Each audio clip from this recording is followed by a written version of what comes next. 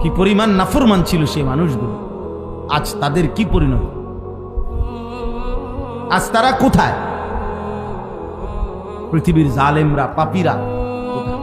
ওয়ালাকাদ কাযযাবাল্লাযীনা মিন ক্বাবলিহিম, আল্লাহ বলে যুগে যুগে যারা আমি আল্লাহর কথাকে মিথ্যা মনে করেছে, ফাকাইফা কানা নাকির, আমার বিরুদ্ধাচরণ করার পরিণতি তাদের কি হয়েছে তুমি খবর নাও না। তুমি ইতিহাসের বইতে পড়ো।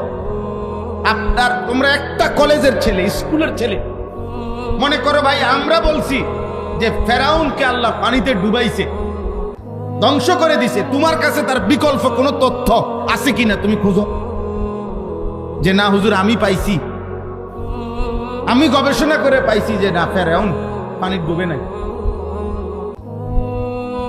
এর বিকল্প তথ্য আসেনি কারো কাছে। নমরুদের যেই পরিণতি আল্লাহর কোরআন বলছে, এর বিকল্প কোনো তথ্য পৃথিবীর কোনো বেঈমানের কাছেও তো নাই। কোন কাফেররাও তো, কোন ইউরোপ আমেরিকার বেঈমানও তো এই কথা খুঁজে পায় নাই, এর ব্যতিক্রম কিছু।